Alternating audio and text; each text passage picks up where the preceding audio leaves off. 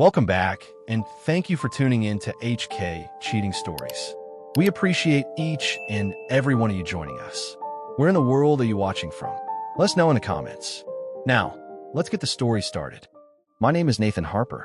I used to believe the worst betrayals came from strangers. I was wrong. The real danger was stirring my morning coffee, smiling sweetly, and calling herself my wife.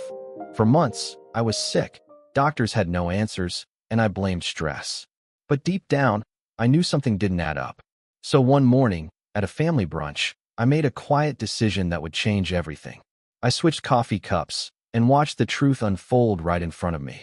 If you think you know the people closest to you, think again. Here's how I caught my wife poisoning me. I've always been a man who pays attention to the little things. The way someone's eyes twitch when they lie. The way a voice can tremble. Barely, but just enough to betray something deeper. The way a smile lingers too long to be real. It's a survival instinct, really. Something I sharpened over years of navigating difficult people and dangerous situations, most of them not at work, but at home, especially with Vanessa. It was a quiet Sunday morning, the kind that looked perfect on the outside. The sun slanted through Melissa's kitchen window, the smell of eggs and cinnamon rolls filling the air as we all sat down for our monthly family brunch. Vanessa, my wife, moved through the kitchen with effortless grace, laughing at Melissa's jokes, brushing a stray hair from her face, pretending like everything was picture perfect. I knew better. She approached me from behind, her heels clicking softly against the tiled floor, and set down a mug of steaming coffee in front of me with a sweet smile. "Made you a special blend today, babe," she said, her voice warm. Too warm. "Thought you deserved a treat." She leaned down and kissed the side of my cheek, lingering just a second longer than usual. "Thanks," I replied, keeping my voice steady, casual. I looked at the coffee, then back at her, matching her smile. But the moment the steam reached my nose, a cold shiver slid down my spine. It didn't smell like coffee. At least, not the kind I've been drinking every morning for the past 20 years. It lacked that comforting, earthy bitterness. Instead, there was something sharp underneath. Metallic. Unnatural. The kind of scent that makes your stomach twist before you even take a sip. But I didn't flinch. Didn't wrinkle my nose. Didn't let a single muscle on my face twitch. Instead, I picked it up, gave it a slow swirl, and said, "Smells great." Vanessa's eyes flickered, just for a fraction of a second. You wouldn't catch it unless you were watching. Unless you were waiting for it. But I saw it. The hesitation, the micro-expression of anticipation that slipped before she forced her smile back in place. Across the table, Melissa, her sister, stirred her own coffee lazily. She was tapping her long manicured nails against the mug in rhythm with whatever tune was stuck in her head. Scrolling through her phone. Not paying attention. But I was. And not just to her. Over the past year, I'd been sick more times than I could count. Vomiting. Nausea. Fatigue so intense it felt like my bones were lead. Hospital stays. ER visits. Test after test with no clear diagnosis. And it always happened after I ate at home. Or here. At Melissa's. Meals Vanessa had prepared. Coffee she had served with a smile. Coincidence? Maybe once. Maybe twice. But I had stopped believing in coincidence a long time ago. This time, I had a plan. I reached for my phone like I was checking a message, and with a perfectly timed movement, I accidentally bumped the edge of the table. "Ah, damn," I muttered, steadying myself, causing a clatter loud enough to draw attention. The mugs jostled, Melissa glanced up, and Vanessa's hand shot out. Not toward me, but toward the coffee mug. My mug. Not the table. Not the plates. Not even me. Her eyes darted straight to that cup as if her life depended on it. And that was all I needed to know. I kept my expression smooth as I steadied the mugs, brushing my hand absent-mindedly across the handles. And just like that, like a magician with a sleight of hand, I swapped mine with Melissa's. It was seamless, effortless, a move honed by living in quiet paranoia for far too long. Melissa didn't even notice. She just nodded at a meme on her screen and sipped from her cup. Vanessa, though, she noticed. I watched her out of the corner of my eye as she hesitated. Just for a breath. Then the smile returned. Tight. Forced. "Careful, honey," she said lightly. "Wouldn't want you to spill that coffee I made just for you." I looked at her and offered a casual chuckle, then lifted the mug, the one that used to be hers, to my lips. I didn't drink. Just let the steam roll past my nose again. That same strange, stomach-turning scent still lingered. But now, it wasn't my problem anymore. I placed it down slowly, purposefully. 30 minutes. That's all it would take. And for the first time in months, I didn't feel powerless. I felt ready. Melissa didn't know it yet, but she was about to become the proof I needed. The proof that I wasn't paranoid. That something dark was unfolding behind all the smiles and perfectly brewed cups of coffee. And Vanessa? She had no idea that this time, she wasn't in control. The thing about poison is that it's patient. It doesn't scream. It whispers. And I had spent a year listening to those whispers echo through my body. Nausea that wrapped around my gut like a vice. Headaches sharp enough to make my vision blur.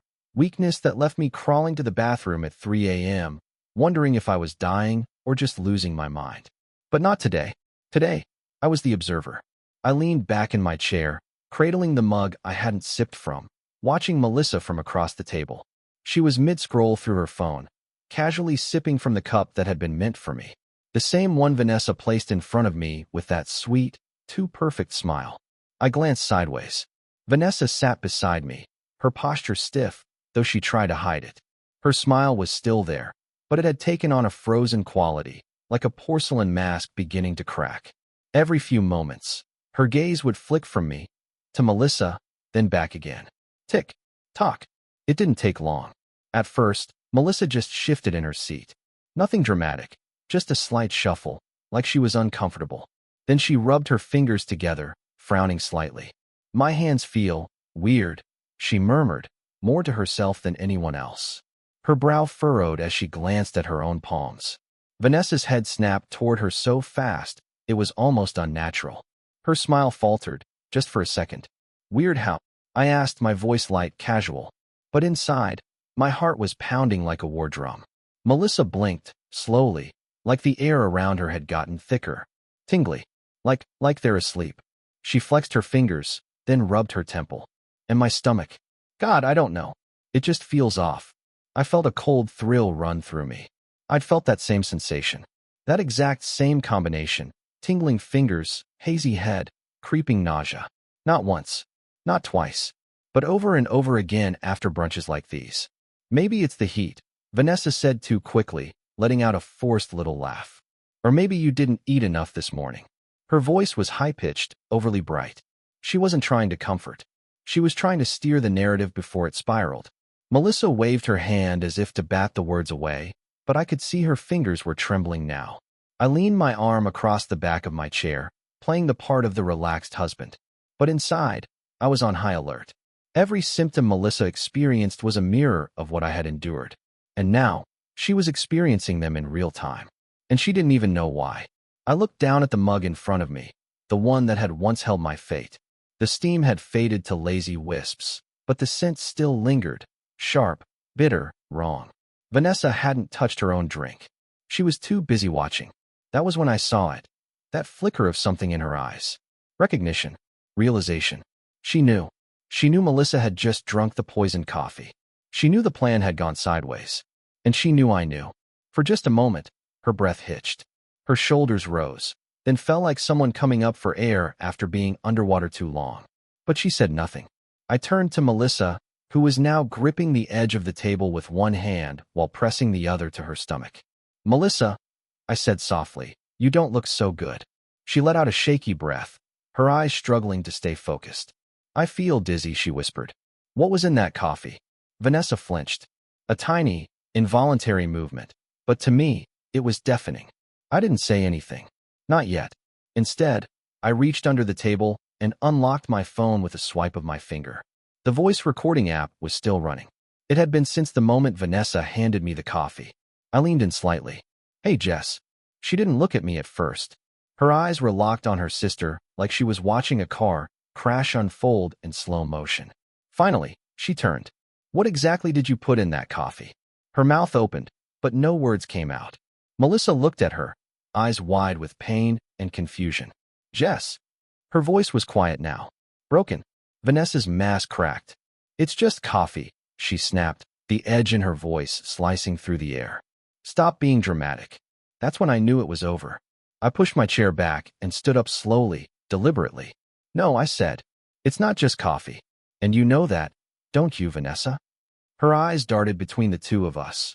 Her sister, pale and sweating, and me, calm and cold. Trapped.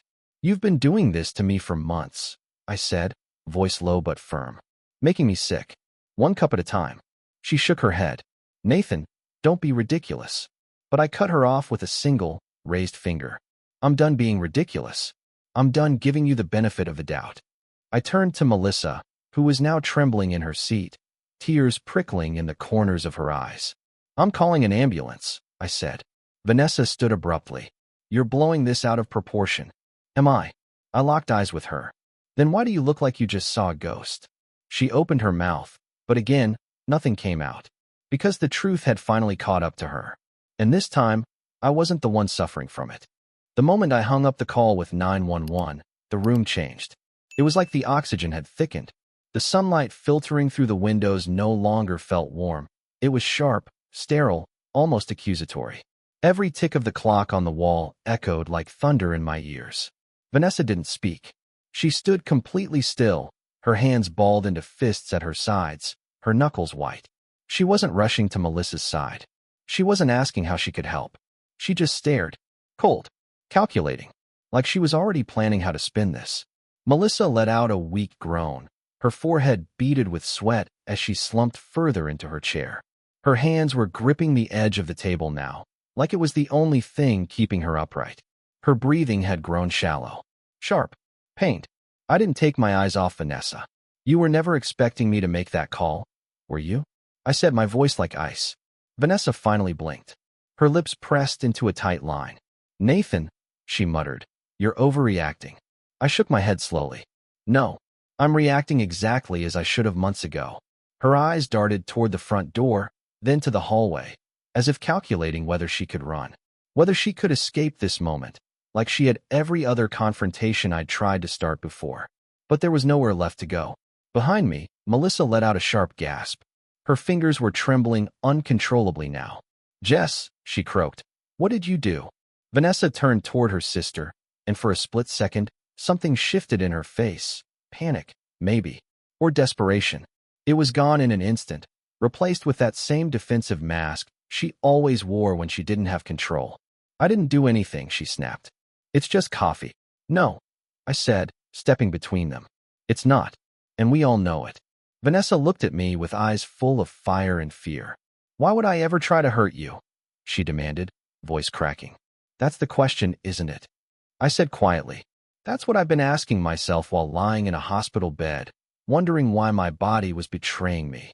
Melissa groaned again, her head resting against the back of the chair now. Her skin had turned a frightening shade of pale.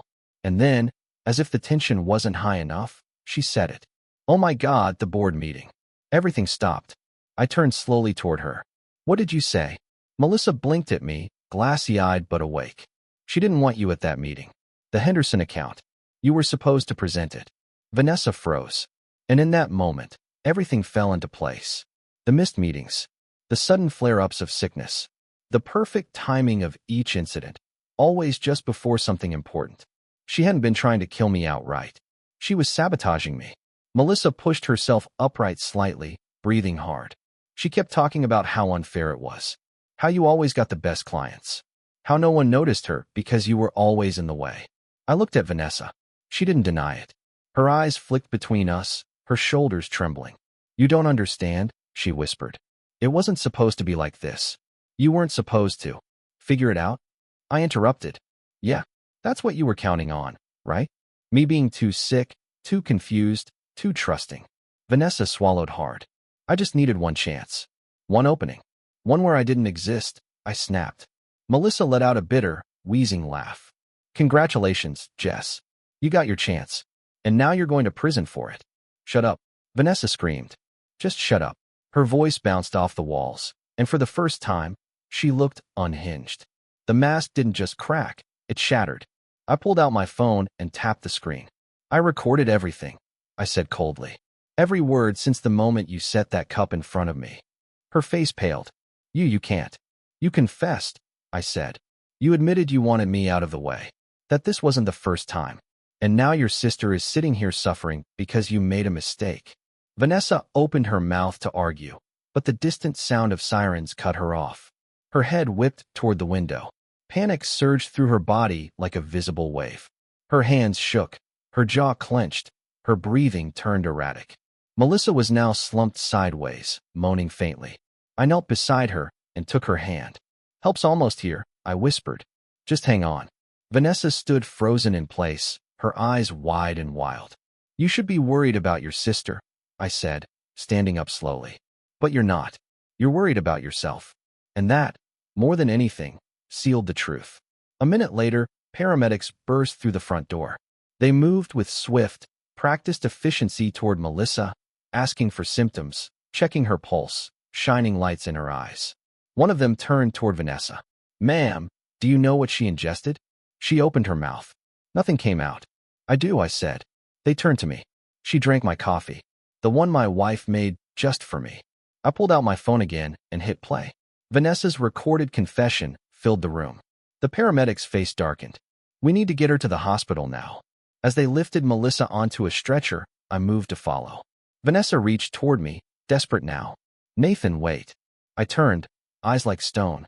"Don't." The front door opened again. This time, it wasn't medics. It was the police. And they were here for her. The ambulance ride was quiet, eerily so.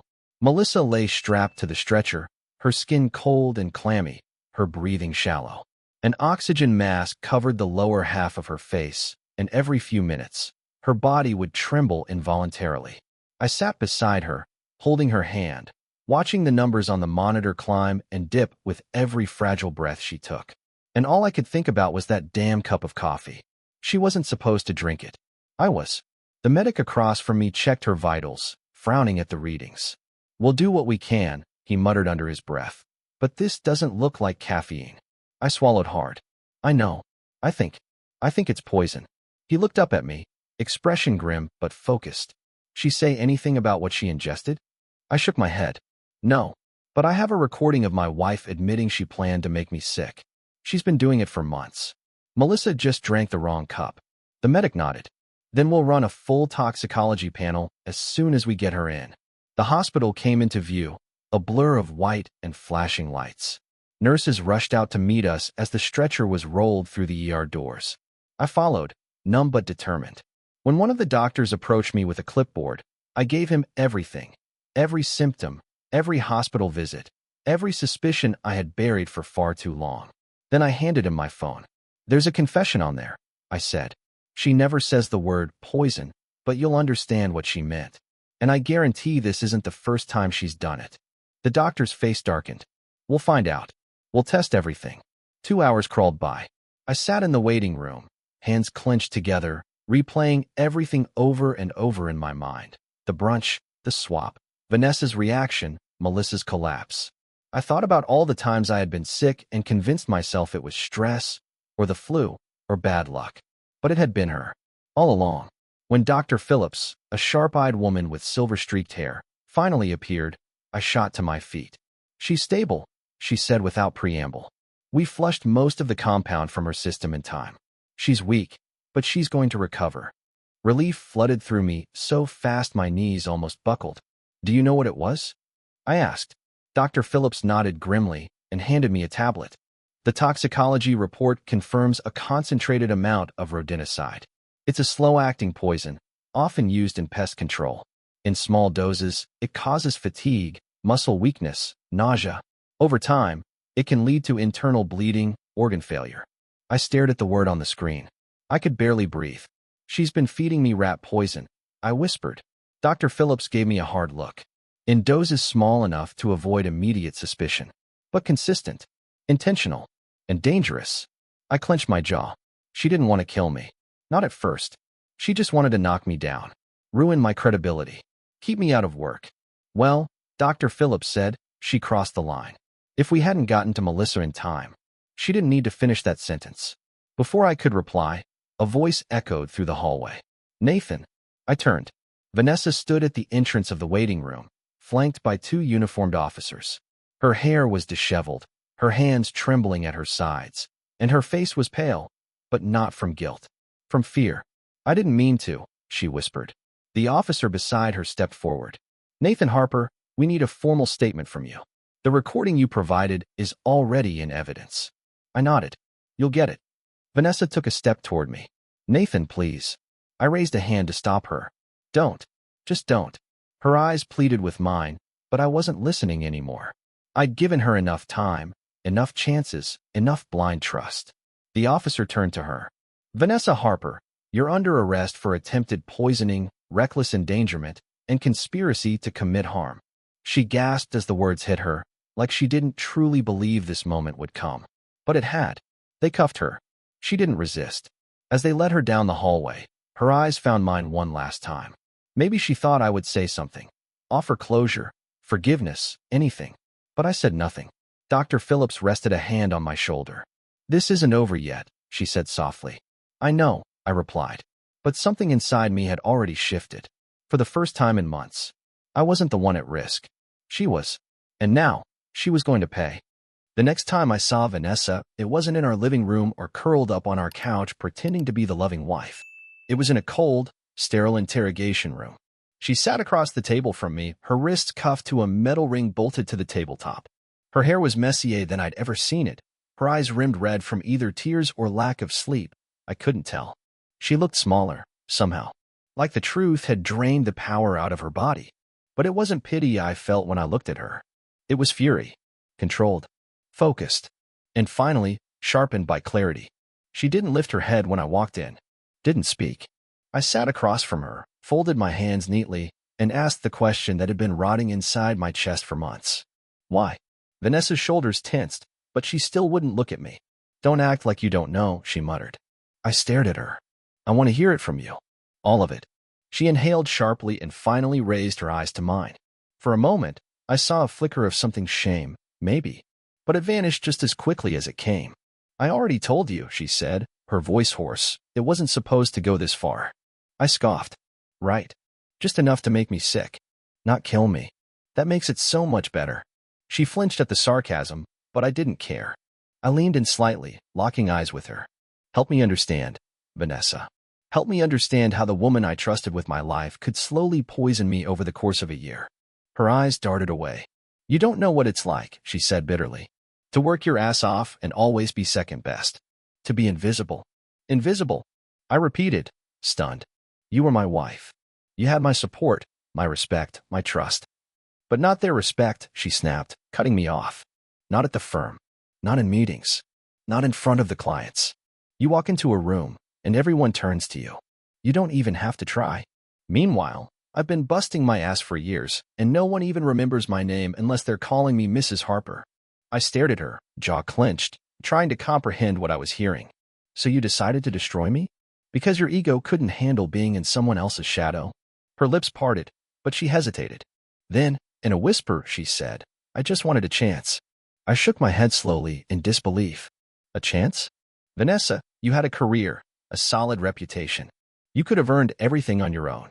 No, I couldn't, she cried, her voice cracking. Not while you were still standing. Every time I got close to landing a big account, they'd pivot to you. Every time I made progress, you'd swoop in and outshine me without even trying. I was drowning, Nathan.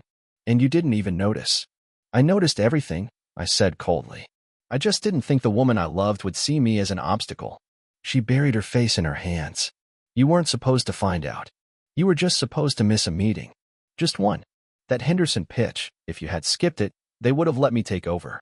I was this close. But then you got better. You kept showing up. You kept winning. And I. Her voice faded into silence. You got desperate, I finished for her. So you escalated. She nodded slowly, eyes glassy. I didn't know how to stop. Every time it didn't work, I increased the dose a little more. Just enough to keep you home. Just enough to make you too tired, too foggy. But you kept fighting through it. You made it to every meeting. You beat me without even knowing I was in the race. You weren't in a race, Vanessa, I said, my voice low and hard. You were in a marriage. And you turned it into a battlefield. A heavy silence fell between us, broken only by the low hum of the air vent in the ceiling. She looked up again, and this time, I saw real fear in her eyes. How's Melissa? She whispered. She almost died, I replied flatly. But she's stable. She'll recover. Vanessa's hands trembled slightly. She wasn't supposed to drink it, she said to herself. I never meant to hurt her. No, I said, leaning forward. You just meant to hurt me. Her eyes filled with tears, but I felt nothing. Not anger. Not sorrow. Just a cold finality. Do you regret it? I asked. She opened her mouth, closed it, then, finally, whispered, getting caught. I let out a bitter laugh. Of course.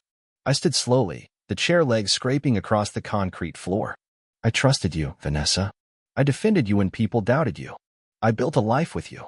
And you tried to poison me, one cup at a time. She didn't speak. I took one last look at the woman who used to be my partner, my best friend, my home. Not anymore. You made your choices, I said quietly. Now you get to live with them.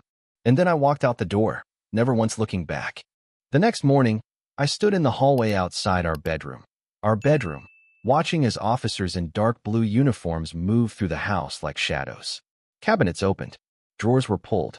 Bags of evidence were sealed with gloved hands and silent nods. My home, once filled with warmth and trust, now felt like a crime scene. Because that's what it was. Detective Morrison stood beside me, flipping through a small notepad. He was built like a man who'd seen too much and said too little. Tired eyes. Flat voice. No wasted words. We've already secured a search warrant, he said. If she was poisoning you over time, she had to store it somewhere. Rodenticide doesn't just fall into a cup by accident. I nodded. She was careful.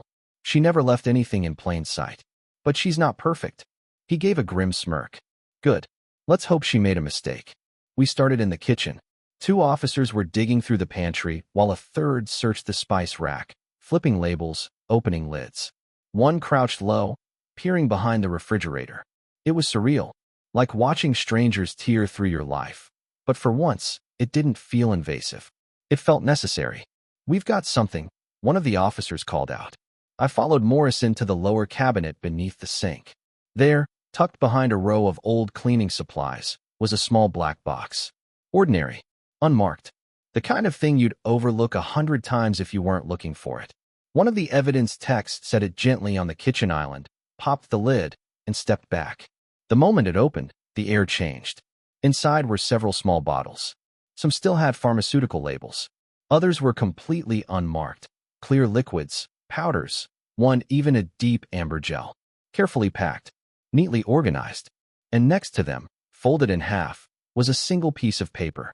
I reached for it with a gloved hand the tech had handed me. Unfolded it slowly. It was a log, handwritten in Vanessa's sharp, methodical scrawl. Dates, times, doses, effects.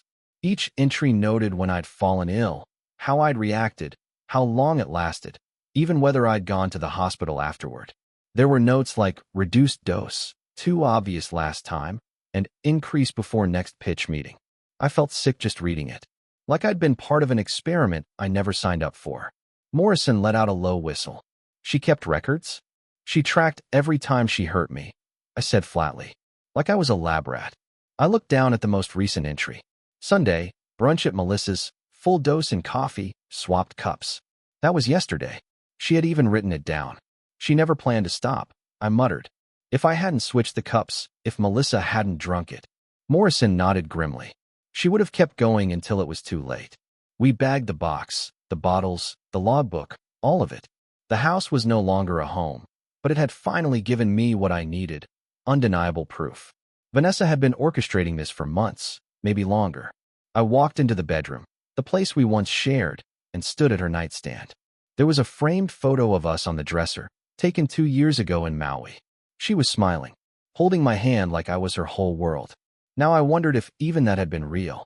One of the officers opened the drawer. More vials. A second logbook. I didn't even flinch. Back at the station, I watched from behind the glass as Vanessa was escorted back into the interrogation room. She didn't look at me this time, just stared at the table, lips pressed into a line, hands cuffed to the metal ring again. Detective Morrison placed the black box on the table in front of her with a heavy thud. She flinched. You recognize this, don't you? He asked. Silence. You kept records, he continued, sliding the folded log sheet in front of her. Every dose, every symptom, every reaction. It's all here. Her jaw tightened, but she didn't deny it. Was there ever going to be a point where you stopped? Morrison asked. Or was Nathan just going to keep getting sicker until... He didn't finish the sentence. He didn't have to. Vanessa's breath caught. and her hands trembled slightly in the cuffs. "This isn't desperation," Morrison said quietly. "This is intent." Still, she said nothing. And in that silence, I understood something. She had never once thought she'd be caught. She believed she was too smart, too careful, too invisible. But she wasn't. Not anymore. As I left the room, I glanced at the evidence bag containing the log sheet. The final entry stared back at me like a tombstone. Swap cups. It was the smallest mistake she ever made. But it was the one that would destroy her. The courtroom was colder than I expected. Not just physically. It was the air, the tension, the eyes of strangers and former coworkers, and even a few reporters watching from the gallery. Cameras weren't allowed inside. But that didn't stop the whispers. They all knew what this case was. Man poisoned by his own wife. Slowly, quietly, deliberately. And now, they wanted to see how it ended. Vanessa sat across from me, flanked by her defense attorneys. She wore a muted gray blouse, her hair pulled back in a severe bun. She didn't look at me once. Not during jury selection. Not during the opening arguments. Not during the testimony. But I never took my eyes off her. Every time they read off a piece of evidence, the toxicology report, the lab-confirmed presence of rodenticide in Melissa's bloodstream, the discovery of the vials, the log of doses she'd so meticulously kept, I watched her expression. Flat. Empty. But I knew her better than anyone. I saw the cracks. She didn't flinch when the prosecutor played the audio recording, her own voice echoing through the courtroom. You weren't supposed to figure it out. You were just supposed to miss the meeting. She sat frozen, unmoving, like maybe if she stayed still enough, she could pretend it wasn't happening. But it was. Melissa testified next. She sat in the witness chair, still pale but stronger than I'd seen her in weeks. She described the nausea, the tremors, the fear when her vision blurred and her heart raced. She recounted how Vanessa had always dismissed her concerns. "It's just anxiety," Vanessa would say. Or, "You probably skipped breakfast." But Melissa didn't cry. Not once. Her voice only broke when she said, "She's my sister. I never imagined she could do something like this to me or to Nathan." The jury was silent. Next came my colleagues. A parade of co-workers and senior partners who testified how, over the past year, Vanessa had subtly planted doubts about me. "He's been missing meetings lately," she'd whisper. "Maybe he's burned out. Maybe someone else should lead the next pitch." And she always suggested herself as the alternative. It wasn't just attempted poisoning. It was career sabotage, cold and calculated. But the final blow wasn't from a witness. It was from that damn logbook. The prosecutor projected a scan of it on the courtroom screen, walking the jury through the entries. The dates aligned with my medical records. The notations matched the days I had collapsed in the bathroom, the nights I had woken drenched in sweat, the mornings I had barely made it to the car. Each note was like a knife in my gut. And yet, I couldn't look away. When the prosecutor gave his closing argument, his voice was calm, even. This was not an accident. This was not a lapse in judgment. This was a systematic attempt to poison a man over months, under the guise of love and partnership. Vanessa Harper didn't just betray her marriage. She betrayed humanity. Then it was done. The jury left the room. The waiting was unbearable. 30 minutes. 60. 90. I stared at the courtroom clock, watching the second hand sweep like a pendulum over my life. I knew what the evidence said. I knew what was right. But I also knew Vanessa. I knew how convincing she could be. Then, finally, the door opened. 12 jurors filed back in, their faces tight with resolve. The judge turned toward the foreperson. "Has the jury reached a verdict?" "Yes, Your Honor." My heart pounded in my chest. The foreperson stood, cleared her throat, and read aloud. "We, the jury, find the defendant guilty on all counts. Attempted poisoning, reckless endangerment, conspiracy to commit harm." I exhaled. Vanessa's mask shattered for the first time since her arrest. Her hands trembled. Her lips parted like she wanted to scream or beg or run, but she did none of it. Because she couldn't. The judge wasted no time. "Given the overwhelming evidence," he said, "this court sentences Vanessa Harper to 25 years in prison without the possibility of parole." The words echoed in the room like a funeral bell. No cheers. No gasps. Just silence. A cold, solemn silence. Vanessa didn't look at me. She stared at the floor as the bailiff secured the cuffs and led her away. Her steps were stiff, robotic, and I I just watched. Not with satisfaction. Not with triumph. With grief. Because no matter how right this outcome was, it didn't erase what she'd done. It didn't bring back the trust, the safety, the marriage I thought we had. After the sentencing, I stepped outside the courthouse. The cold air hit me like a wave, sharp and cleansing. A swarm of reporters waited at the bottom of the steps, calling my name, flashing cameras. Mr. Harper, how does it feel to see justice served? What would you say to Vanessa if you had the chance? I ignored them all, because there was nothing left to say. Justice had been served. But peace? Peace was still something I had to earn. A year has passed since Vanessa was sentenced. 12 months since I watched her walk out of that courtroom in chains, her future erased by her own hand. The media frenzy faded, the headlines moved on, and so did I, slowly, painfully, but forward. I won't lie to you. Healing didn't happen overnight. I had to relearn how to trust my instincts, how to believe in my own reality again after a year of second-guessing everything, from the food on my plate to the woman I shared my bed with. Every small ache or headache used to send me spiraling, thinking, what did she slip me this time? I used to wake in the middle of the night, heart pounding, breathing hard, even after she was gone. But I kept going. The Henderson account, the one Vanessa had tried to steal by making me sick, turned out to be the biggest success of my career.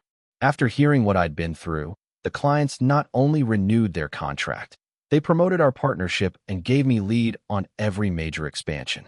My reputation, once quietly undermined, became ironclad.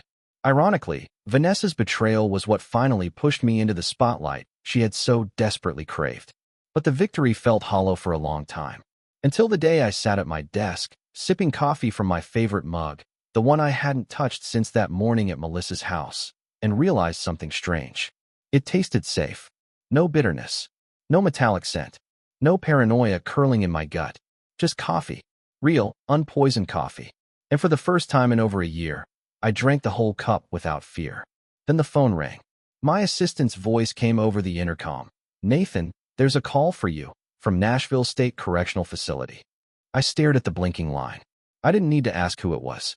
"Tell them I'm unavailable," I said. She paused. "Are you sure?" "Very." I didn't need to hear her voice. I didn't need apologies or explanations or any last attempt to spin her betrayal into some sad, self-serving narrative. Vanessa had already stolen enough from me. That evening, I met Melissa for dinner, something we'd made a tradition over the past year. A quiet way to check in on each other.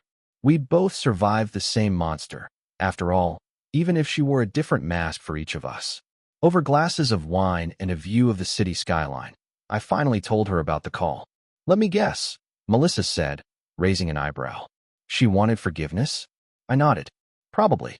Said she regretted everything. Melissa scoffed. "Yeah, she called me too.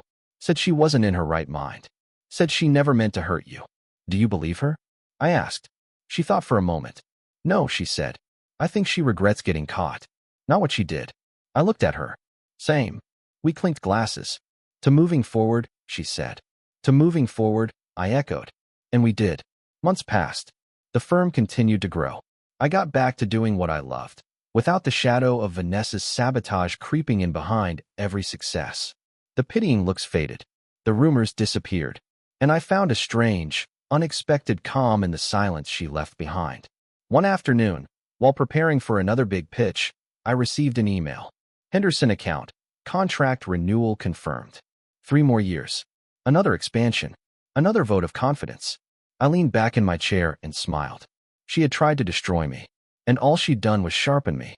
That weekend, I returned to the lake. The same lake Vanessa and I used to visit every summer, before the poison, before the lies. I hadn't been back since she was arrested. But as I stood there now, watching the water ripple beneath a golden sky, I felt something I hadn't felt in a long time. Peace. I pulled out my phone, scrolled through the archive of old texts, hers, and slowly deleted them one by one. The passive-aggressive digs. The fake concern. The sweet messages that now felt like venom wrapped in silk. Gone. With every deleted message, I felt lighter. Freer. Her name no longer had power over me. Her choices, her downfall, her bitterness, those were hers to carry, not mine. I took one last look at the lake, drew in a deep breath, and turned back toward my car. Not because I was running from the past, but because I'd finally left it behind. Vanessa had taken everything she could. And still, I was the one who survived. The one who thrived. The one still standing. She got 25 years in a concrete box. I got my life back. And this time, I wasn't giving it to anyone who didn't earn it. As I stood there, watching the last ripple fade across the lake, I couldn't help but reflect on everything that had happened and everything it taught me. Life has a cruel way of hiding danger behind familiar smiles. Sometimes, the deepest betrayals don't come from enemies, but from the very people we share a home with, a bed with, a future with. If there's one thing I've learned, it's this: never ignore your instincts. That gut feeling, that subtle shift in someone's behavior, it matters. Pay attention, especially when the pain becomes routine and the excuses start sounding rehearsed. I also learned that trust should be earned, not assumed, even in marriage.